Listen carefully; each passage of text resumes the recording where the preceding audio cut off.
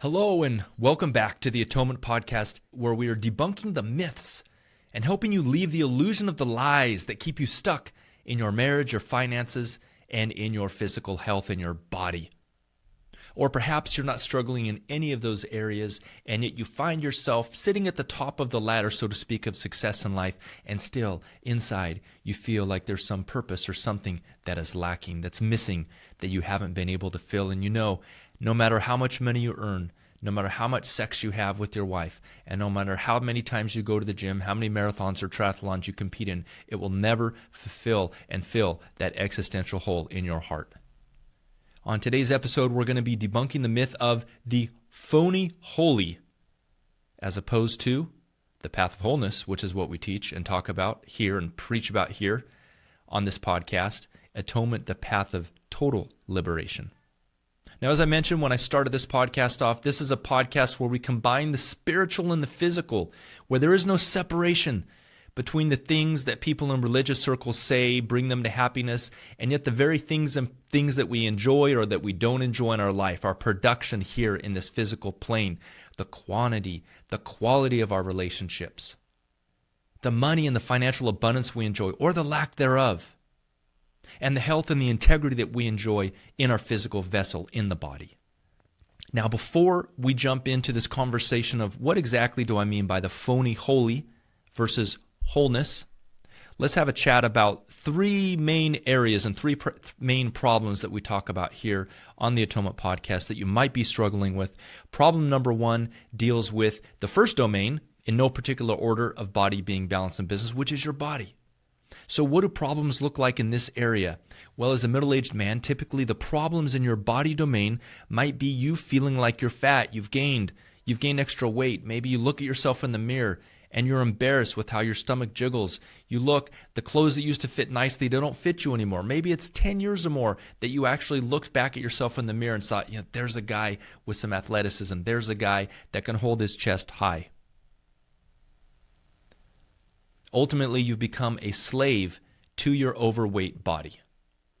So when we talk about the path of total liberation, we're looking at all of these areas, body being balanced in business. And if we are enslaved in any one of these areas, in any way, shape, or form, then we are not truly liberated. Then we are not truly freed up to then pursue our highest purpose as a man here on this earth. So here's what it may look like if your body domain is not working. You may simply not be happy with your body. You may look in the mirror, and occasionally when you stop to think about it, you get this depressed or even low energetic feeling inside that, man, I feel like I'm aging really quickly. Or, man, as I'm scrolling Instagram, I'm seeing these people who are muscular and fit. I'm feeling jealous, and I'm feeling angry, and I'm feeling upset, and I'm feeling like the world is stacked against me.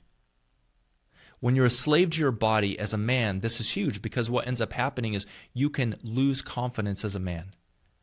What I can tell you is that a man that's physically fit, the man that has muscles bulging out of his suit coat, when he walks into that board meeting to make that important presentation, or when he walks into the room of peers for an important business meeting, what I can tell you is it is going to be easier for the man who's physically on fire, who feels energetic, who feels physically fit in his body, to show up as his best version of himself, as opposed to a guy that knows that he's overweight, a guy that knows that he's neglected his fitness, a guy that has let the years be unkind to him simply because he didn't want to do the work required to keep his body physically fit. And worst case scenario, when this isn't working, it can look like high blood pressure, it can look like potential health impacts or concerns, problems with the gut. It can lead to spraining or pulling muscles and being out of commission for 1, 2, 3, or 4 weeks. And ultimately just having this low energetic feeling of feeling like we're dragging through life instead of pushing powerfully through life. Here's what it looks like when your body domain is working for you. You feel like your body is an ally. Instead of having your body get in the way of your production, instead of having the body get in the way of your self-confidence, your body is actually a physical vehicle that accelerates you and supports you in your production in this life. Because you have integrity in your body, because you take care of your body, this helps you feel more confident. It helps you feel more attractive. You have an additional measure of certainty and power. And yet the problem is that even though we may be on fire in one of these domains, for instance, the body domain, we can still be suffering from low self-esteem, from feelings of shame, from feelings of guilt, from low self-confidence as a man, if any of these other domains are not working. So let's jump over to domain number 2, which is we'll call balance for the purposes of this. And what this looks like is when this isn't working, primarily with your spouse, you may be unhappy with the level or frequency of the sexual intimacy in your marriage. Now, as guys, there's a lot of ways in which our relationships might not be working, but this is the one that's going to strike closest to home. And as men, we've become savagely proficient at being able to hide this intense pain that we can feel feel like a stranger, an unwanted man in our own marriage. And typically, here's what it looks like when this is not working. A very small percentage of men will look themselves in the mirror and realize and know that their marriage isn't working to the level that they would like it to work. They're feeling sexually rejected by their wife. They're feeling sexually unsatisfied. However, there's a broad group of men, probably 80% or more of men that are in marriages where they're not happy, that they are not even willing to face the fact that they aren't happy in their marriage. And so what they end up doing is they end up sedating through different ways. There's lots of different ways to sedate. You can sedate through porn, through masturbation. Those are a couple obvious ways. You can sedate through cheating. And yet there's other constructive ways that good men escape this pain of not feeling sexually desired in their own marriage. And for a man that doesn't want to release through porn, or maybe a man who doesn't ever want to cheat on his wife, this man will find other outlets for putting his energy into. So oftentimes as men, we end up throwing ourselves into work. We use work as a screen to ignore the deep sense of pain, the deep sense of disconnection that we may feel in our marriage. And so we may wake up and day to day even tell ourselves the story that we have a great marriage.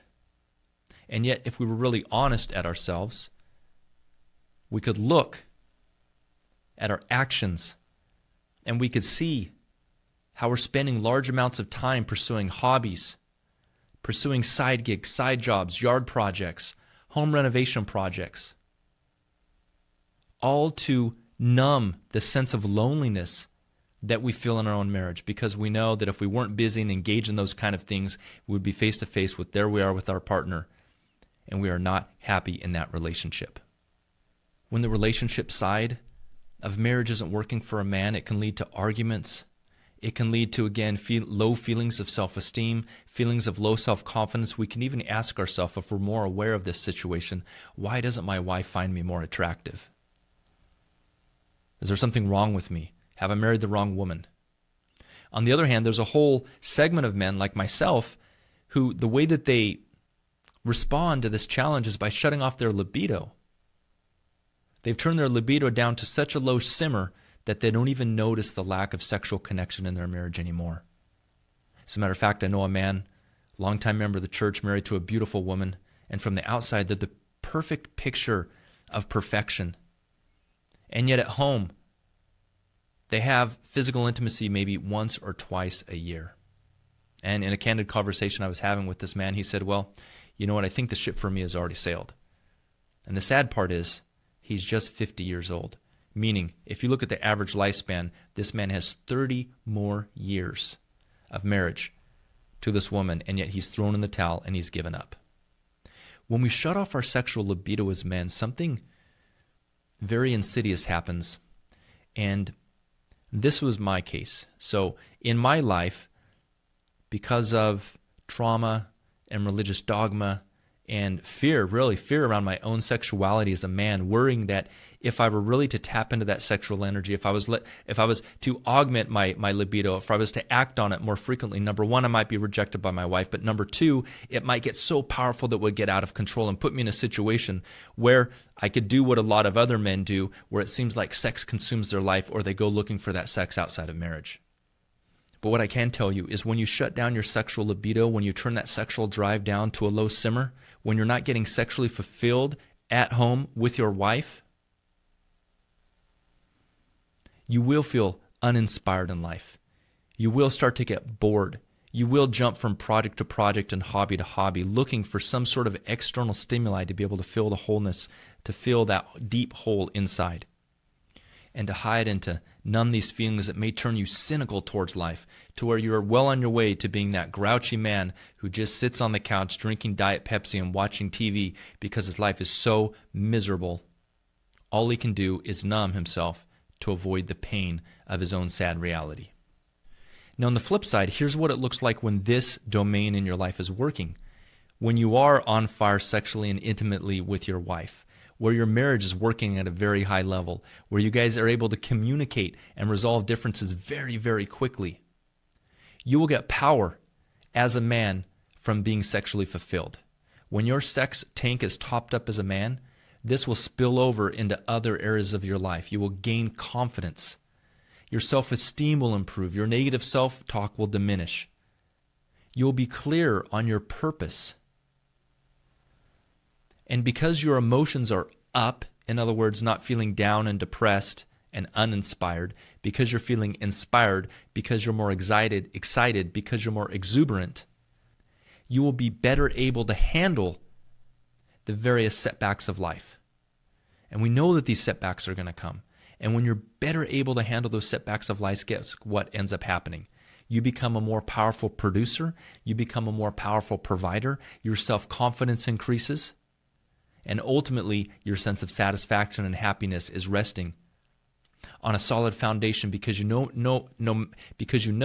that no matter how bad the world gets on the outside, that in your home, in your partnership, in that relationship that is most vital and most important to you, that your sexual and emotional needs are being fulfilled at a very high level.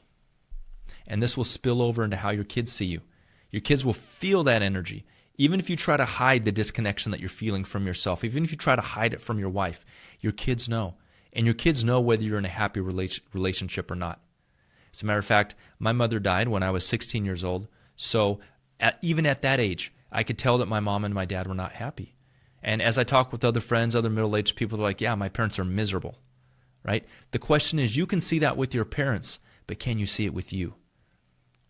And when a man wakes up to this, when a man wakes up to the fact that his marriage and his sexual connection and his intimacy with his chosen companion and his wife is not living up to what he aspires for it to be, when he realizes there's a gap between where he is and where he could get to, this man wakes up into a very, very difficult conversation. And this is why it's so much easier to sedate with things like putting ourselves in the hobbies, getting really into physical fitness, throwing ourselves into our work or our career, trying to make lots of money to numb the pain and the sadness that we have inside from the disconnection with our spouse. Is the financial area. It's common for us as men to struggle in financial scarcity. In this place of financial scarcity, ultimately money rules our psychology. Money controls our life, and we feel like we are a slave to our finances. When this isn't working, when this area of life, when we look at our four domains, body being balance and business, this one being business, our male confidence will massively suffer. There are two things that are massively demeaning to a man and his sense of significance in the world. Number one is not feeling desired by his wife. And number two, his inability or his struggle to be a financial provider. Both of these issues will cause massive arguments, and if not arguments, then massive sedation in the marriage. A man in financial scarcity will struggle to afford things and experiences for his family. This is erosive to a man's sense of significance and purpose in the world, because one of the things about men, the way we're built, is we're built to serve, we're built to provide, we're built to provide for other people, to take care of people, to shelter them. And we get a large sense of our satisfaction, our fulfillment, out of our ability to provide safety for other people. And if we cannot provide financial safety and security, if we feel that we're falling short in this area, if we're struggling financially and having difficulty making ends meet, or having to say no to experiences and opportunities that would help and bless our family, this man will suffer another erosion of his self-confidence, his self-esteem, and his self-image, which ultimately will result in this man feeling depressed, feeling anxious, and feeling worried. And how does a man who's feeling anxious and stressed and depressed function with his money?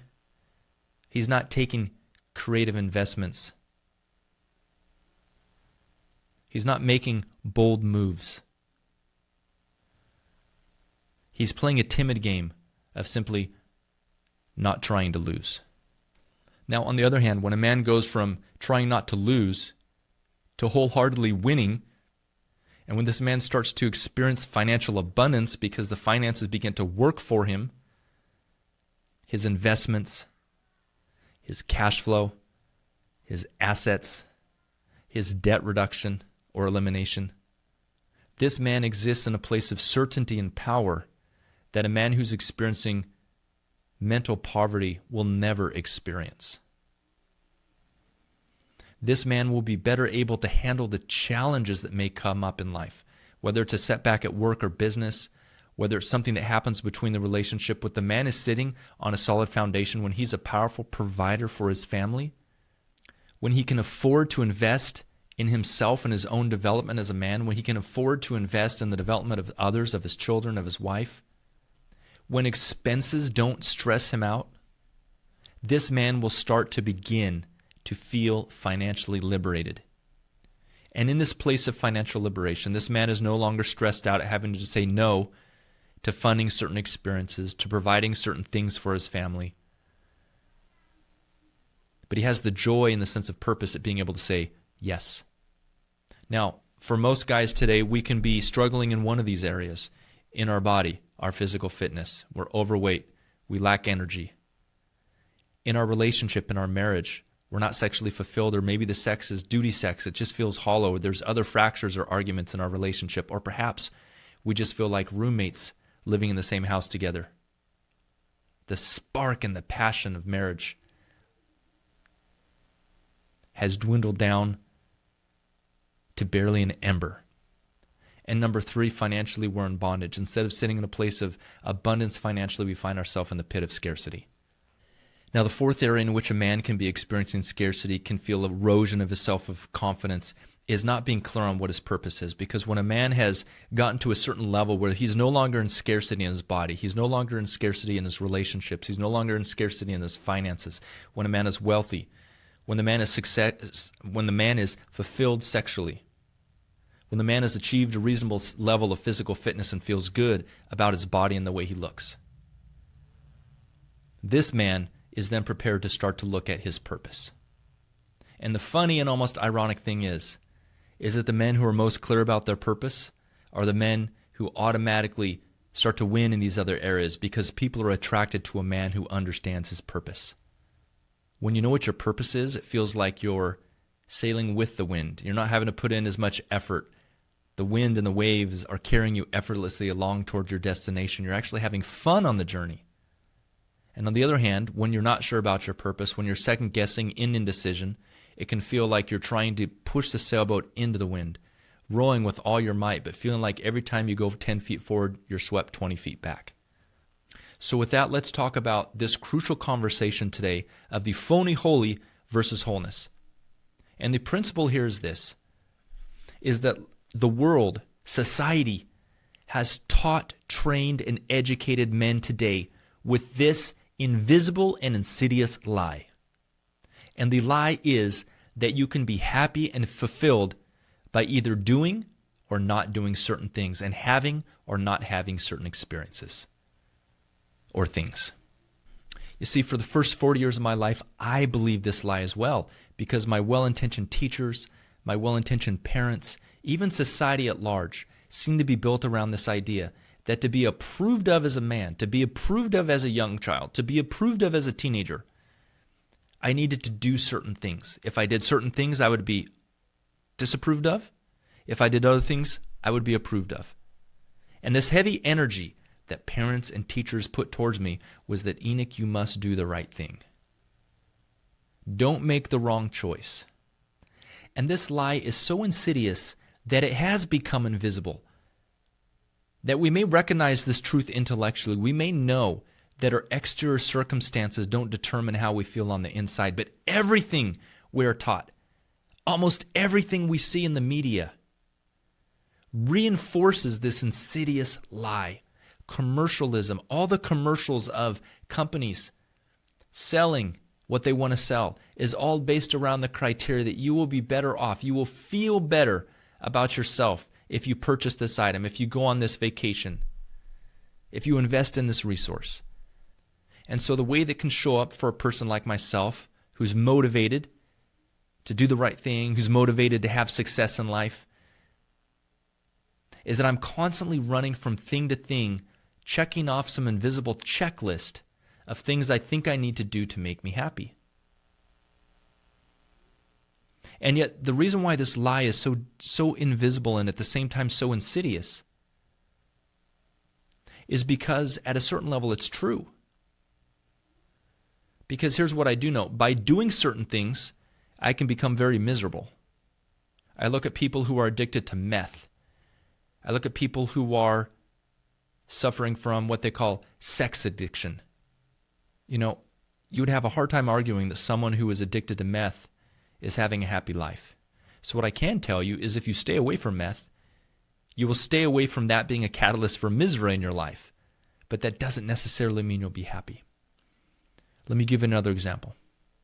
Don't have sex outside of marriage. So from a very young age, this was pounded into my head by church leaders, by parents, and it was like this idea of whatever you do, don't have sex before marriage. Or if you're divorced, don't have sex outside of marriage. And the reason why people give this advice within these circles where they say this is because they say that you won't be happy if you do that. So again, they have this frame and this idea that by doing certain things you will achieve happiness. And this belief is so pervasive, especially in religious cultures today, that we may not even have taken the time to question it. But here's what I can tell you about this one particular example. I know a whole lot of people who never had sex outside of marriage, and they are far from happy. You see, I built my whole life as a young person, even up until, like I said, my 40s, upon this idea that if I lived my life by doing or not doing certain things, that I would be happy. And so this put me in this endless search for happiness. As a matter of fact, to give an example of this teaching, when I was a kid, there was a song that we sang called Choose the Right. This is a song we sing in church. It says, and the lyrics go like this: choose the right when a choice is placed before you. In the right, the Holy Spirit guides, and its light is forever shining o'er you. When in the right, your heart confides. And then the chorus goes, choose the right, let wisdom mark the way before. In its light, choose the right, and God will bless you evermore. Now, on the face of it, we can say, what's the matter with this? I don't see anything wrong. What are you suggesting here, Enoch? Are you suggesting that we shouldn't choose the right? Because here's the thing. Religion and religious teachers have given us a false duality, a false choice. It's either do the right or do the wrong. And these things are tied to our happiness. So like in that primary song verse, we hear, choose the right and God will bless you evermore. I think this is a great example of the half-truth that I'm talking about here, the idea that when we choose the right, when we do certain actions by choosing certain things, that somehow we'll get blessed by God and that ultimately this will make us happy. What I can tell you is that this leads to what I call being phony holy. What does phony holy means? Phony holy means doing all of the external things while still on the inside feeling sad, feeling depressed, and wondering why our lives aren't turning out the way we want to. Or perhaps we're doing everything right, but we still have this hole in our heart and we're not sure how to fill it. We can be doing everything right and we can still be feeling depressed and unhappy on the inside. This was the exact state in which the rulers at the time of Jesus Christ found themselves. You see, they were so focused on choosing the right, on doing the right thing, that they had made an almost endless list of checklists of things that they assured themselves if they just did these things, they would be approved of by God. All their focus was on the outside. It was on the doing. It was on the having. And we can see that we still have not woken up from this blind delusion. Now, you may be completely free of this delusion. You may be under no illusion in any area of your life. But what I can guarantee is that most people listening to this podcast will have some element of illusion or delusion in their life around this particular idea and principle. Why is that? Just because we're human. Jesus Christ once made a comment where he called out the religious leaders of the time, and he compared them to whitewashed sepulchres. He said, which on the outside appear clean, but inwardly are full of dead men's bones. So in Jewish society, this was a major insult, because human remains were seen as unclean in Jewish tradition. As a matter of fact, you were considered unclean if you walked over an unmarked grave. And so we can understand why the Pharisees and Sadducees must have been incensed by what Jesus was saying, because he was suggesting that although they put on the trappings of holiness, that although they put on the trappings of religiosity, they put on the trappings of doing the right thing all the time, that ultimately they were spiritually dead inside. And so we can see the same thing happening today, and I saw it in my own life, and I'm still rooting this out in my life, where there's areas in which I think that the outside world, following some checklist, doing something, is going to bring me the peace and the happiness that I'm searching for. You see, the Jews at Jesus' time were so focused on a safe route to heaven, meaning a route that they could understand intellectually with their minds. They wanted to have a checklist so they could pass the so-called test. And so they came to him and they said, "Tell us, Lord, when will the kingdom of heaven come?" You see, they were looking for the kingdom of heaven outside of themselves. It was an outward focus. And what did Jesus do? How did he respond? The great teacher turned them back on themselves, and he said, "I say unto you that the kingdom of heaven comes not by observation." In other words, you can't see the kingdom of heaven on the outside through the actions that someone does. He said the kingdom of heaven is within. And we see all of his parables and the majority of his teachings pointing to this one truth, his entire Sermon on the Mount. He went from focusing on the external, observable things, and he turned us back to the internal, unobservable things, the matters of the heart. He said, "I say unto you, it has been said of old, thou shalt not commit adultery. But I say unto you, he who looks at a woman to lust after her hath already committed adultery in his heart." In the Sermon on the Mount, he said, "Ye have heard that it was said by them of old time, thou shalt not kill. But Jesus said, I say unto you, whoever shall be angry with his brother without a cause shall be in danger of the judgment." You see, again and again and again, Jesus was trying to help the people of the time who were so blinded by ritual observances, who were so blinded by their spiritual hypocrisy, who were so blinded by their phony holy that they missed the matters of the heart. They missed and they overlooked the greatest commandment of all, which is to love the Lord, as Jesus put it, your God, and the second was like unto it, to love your neighbor as yourself. So here is the principle of today's episode.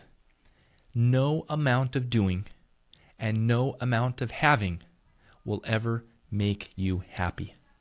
And we can say that we understand this on an intellectual level. We may know that we don't become happy pursuing things. We're not happy the more sex we have. We're not happy the more money we have. We're not happy the more things we possess. Like, we know this as men. This is not rocket science. And yet when we look at our lives, what I challenge you to consider is, where in your life are you not living this truth? In other words, where in your life are you pursuing things to be able to be happy? You see, what we've done as men today, as followers of Christ, oftentimes we have put the cart before the horse. The horse should be pulling the cart, not vice versa. And this is where we come to the practical implementation of this principle today. This principle that no matter of doing and having will make you happy. And yet as men, we are driven to do and we are driven to have. As men, we are driven to have sexual connection with our wives. As men, we are driven to financially produce for our families. You see, a business mentor told me once, he said, powerful people who feel good about themselves get powerful results. And so we flip the script here. Instead of trying to do or have things to feel good, we feel good first, and then out of that feeling good, then we begin to do and have things. There's a scripture in Alma chapter 60, verse 23, where Captain Moroni writes, and he says, cleanse the inner vessel first, and the outward vessel will be cleansed also. He said, behold, God has said, cleanse the inner vessel first, and the outward vessel will be cleansed also. So what I want you to consider today is that as you shift your focus from the doing and from the having, as you repudiate and as you leave behind the lie that doing any amount of stuff, any amount of things will bring you the happiness and fulfillment you're seeking for. You leave behind the lie that having any number of relationships or personal possessions is going to bring you that sense of peace and liberation that ultimately your soul desires. That the key, ironically, to having the things you want in life, the key to doing the things that you would like to do in life, comes down to you and I cleansing the inner vessel first. And this is the entire focus of the podcast, Atonement, the path of total liberation. You see, atonement is about cleansing the inner vessel. And we don't cleanse the inner vessel by doing outward observances. It doesn't work that way. Now, there are things we can do on the outside that affect and influence the inside that give us a portaway to this aspect, but only when they're done in such a way of a conscious acknowledgement of healing something that has been broken inside. You see, because ultimately the path of wholeness, that thing that Jesus was talking about when he said, be therefore perfect as your Father in heaven is perfect, he meant whole. He meant integrated. And in today's language, we might call this healed. You see, as men today, we're walking around with, even men and women, we walk around today with unhealed traumas. And today, with the culture of masculinity, a lot of men look at things like trauma and say, oh, boo-hoo, get over it, put your belt on, pull up your britches, stop complaining. Life was tough for me too. Yeah, my dad hit me when I was a kid, get over it. But what I would have you consider is that these things are not meant to be gotten over. That if you want to unlock the path of your greatest expression, the path of your highest abundance, the path of financial abundance, a healthy bank account, and yes, even if you want to have more sex with your wife, it comes down to you healing yourself as a man. So when I say trauma, what do I mean by trauma? We have a lot of people talking about trauma nowadays. Trauma this, trauma that, PTSD. Well, that's a good example of trauma, right? These men, military men and women that go out in the field of battle and they have these horrible experiences, these traumatic experiences that then leave an indelible impression on their bodies to where they're no longer consciously aware of the trauma that these things are having. Last night, my wife and I, we watched the Freud's Last Session, which is a great movie starring Anthony Hopkins, and Anthony Hopkins in the movie plays the part of Sigmund Freud. And in this fictional account, C.S. Lewis, who was a Christian thinker at the time, comes and meets with Sigmund Freud, and they're having this conversation about whether or not God exists. And the reason I mention the movie is because there's this scene where there's some bombing, they're in London, and some bombing sirens go off. And so they have to leave Sigmund Freud's home. They go to a nearby church, and they go down into the basement of the church. And on the way there, there's a loud pop like an explosion. It's not an explosion, but there's a loud noise. And in the movie, the character, the man playing C.S. Lewis, goes into this trauma response. He starts shaking. He puts his hand over his head. He obviously is going into some fear response, and that's because it's flashing back to when he was in World War I, and he was experiencing all the atrocities that happened when he was in that war. Now, that's a major example of trauma, but we as men and every human being, we all have trauma that we experienced in our lives in different ways, shape, or forms. And every trauma is important because every trauma impacts our ability to show up holy as we are here today. And I don't mean holy in the terms of without flaw. I mean whole in the way that we are internally integrated. As an example, let me tell you a quick story. So when I was 8 years old, my mom wisely thought it would be very important that I was involved in athletics.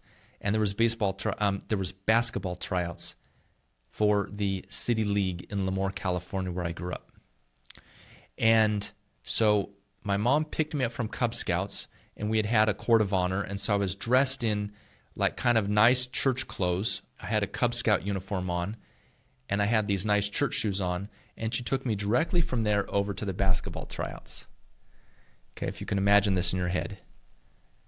I think I was closer to 9 years old. So I'm 9 years old, and in the basketball tryouts, it was in this gym, and the coaches were all there, and there was a lot of kids there, and a lot of yelling, and a lot of noise happening. And they gave us some basketballs. We were supposed to dribble from the half court down to the basket and throw it up for a layup, and we're supposed to take some shots so they could see how our skills were. So needless to say, this is one of the first times I've ever played basketball, so I completely sucked. Plus, I also felt extremely out of place being dressed in my Cub Scout uniform and having a pair of church shoes on that actually happened to be scuffing up the floor as I was running across it. It was a terrible experience. And so after this tryout was done, we go to the back behind the gym, and the coaches line up all the kids, and the coaches are in front of us, and the coaches began to do this little draft. So they're picking the kids, you, and they're dividing them up. There's like 7 coaches, so there's 7 teams, right? And as the kids are getting picked, my heart's getting lower and lower and lower because I'm not getting picked. And as a young boy, it feels embarrassing. I feel excluded. I feel rejected. I feel like I don't measure up.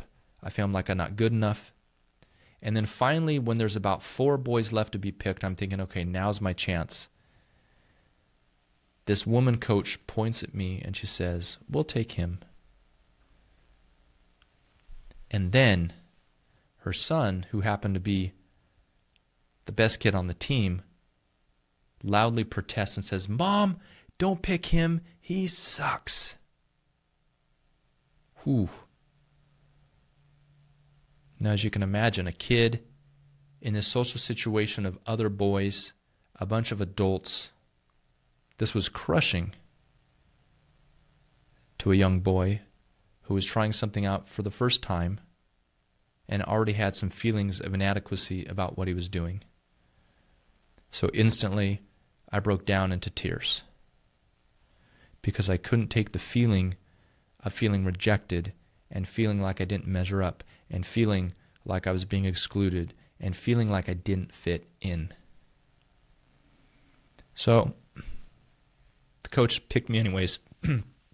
I went to that team, had a decent time on the team, still wasn't very good, and to this day, basketball has been a sport that sends me into a mini trauma response. Now, on my mission and in college, and even now as an adult, sometimes I get the opportunity to play basketball, but frankly, the way the trauma shows up, so this was a traumatic experience that influenced my subconscious. So the way trauma works, psychologists say, is when you have something that happens and there's a very strong emotion that happens along with that thing, it literally records something in your subconscious. So imagine, if you're around back in the day when they had these records that went around, like a record player.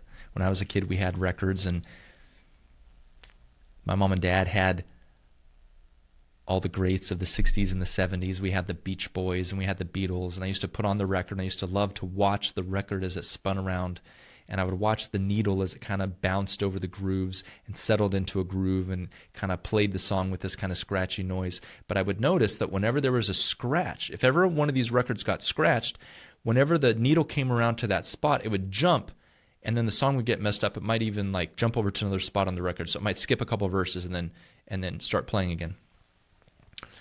So the same thing happens to us. Our bodies are like these records, or like these vinyl records that record all of the experiences that we have that have strong emotion connected with them.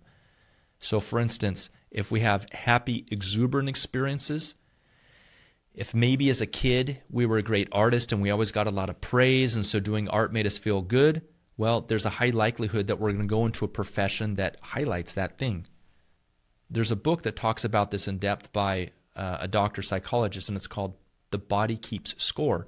And the idea here is that as we grow up from a young child into adulthood, that we're like this record. We're like this record of everything that happens to us, positive and negative, but with the key that there is charged emotion along with it. So going back to this experience I had at basketball tryouts where I absolutely failed miserably, this put a little scratch on my record, so to speak. And so then every time in the future that I was under a situation, particularly with athletics, where I felt like I didn't measure up, it would trigger this old memory. So it would trigger these feelings of sadness and these thoughts of not being enough. So if you've lived in this world, you have tons of trauma and things you don't even recognize that have traumatized you. Things that your mom said to you, things that your dad said to you, things that someone on the playground said to you, your insecurities. Heck, it could be even things that happen as an adult. And so I want you to consider that on this podcast, as we talk about the idea of atonement, atonement is not some philosophical, theological thing that we're referring to. Atonement is a real word that points to a real thing. And this real thing is the healing of our trauma as men. This is how we begin to feel good inside. This is what Moroni meant when he said, cleanse. God said we cleanse the inner vessel first. This is why Jesus Christ criticized the Pharisees and the Sadducees, the religious teachers of his day, because they were not focused on the inner healing, they were focused on the outward observances. So I want you to consider that your pathway, your greatest pathway to financial abundance, your greatest pathway as a man to avoiding the desperation and the depression of being in a marriage where you feel like your wife doesn't desire you. Avoiding feeling the crushing sense of inadequacy that you can't provide for your family in the way that you'd like.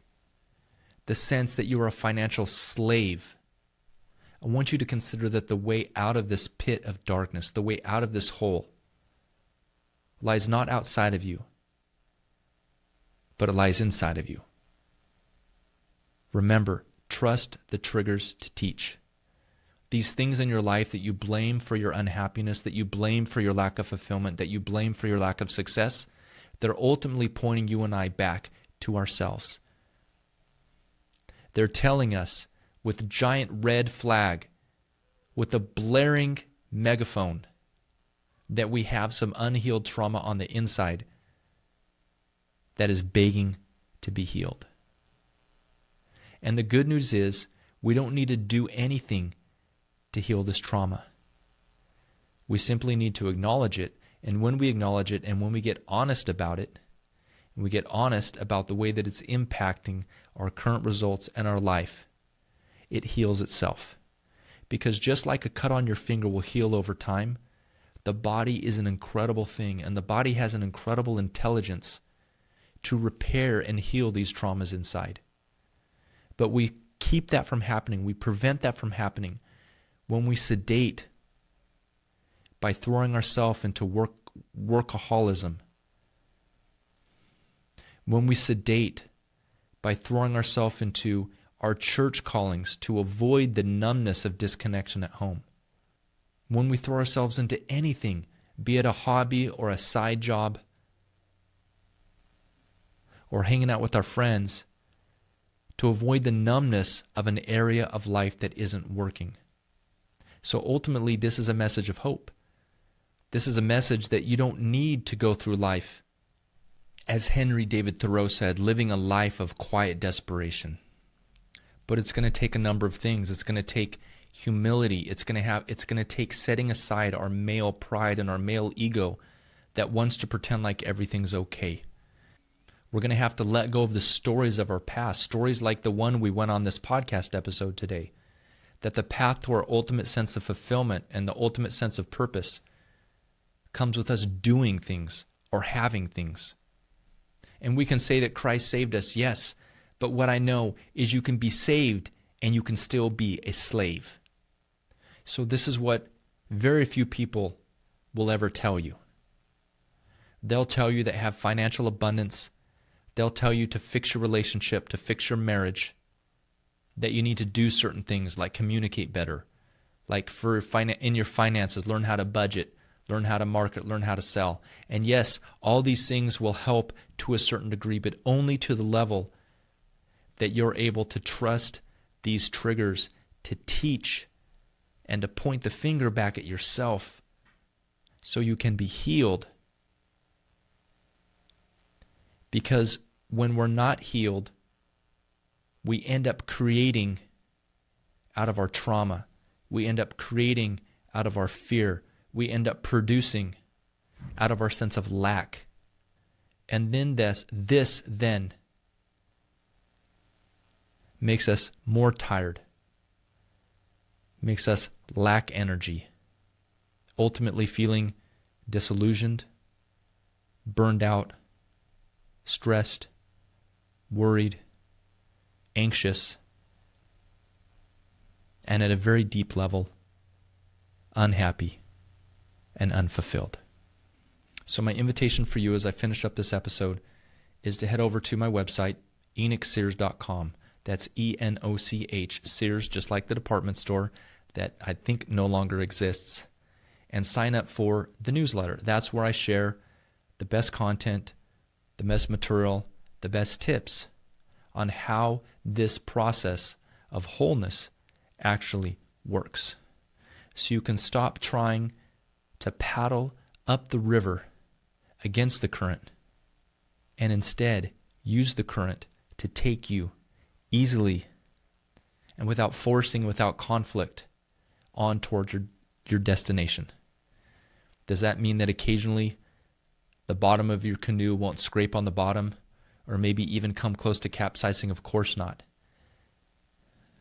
But what it does mean is that instead of fighting the flow of life, you will then find yourself in a place of freedom and ease, feeling good first, and then out of that feeling good, creating powerful results. So if you've listened to this podcast and something inside of you has been touched and something inside of you rings the truth of this idea that the path of wholeness is the path to your liberation, that the alignment of your internal world will then begin to align the external world, then my invitation to you is simple. Come join dozens of other men like yourself by heading over to enochsears.com and signing up for my email list at that site. As always, I would love to hear your feedback and comments about what we discussed today, anything that resonated with you, or perhaps you just want to share more about your story and how you found these things to be true for you. Message me or hit me up on social media. I'm happy to respond there. As always, this is Enoch Sears reminding you, Carpe Diem, and goodbye for now.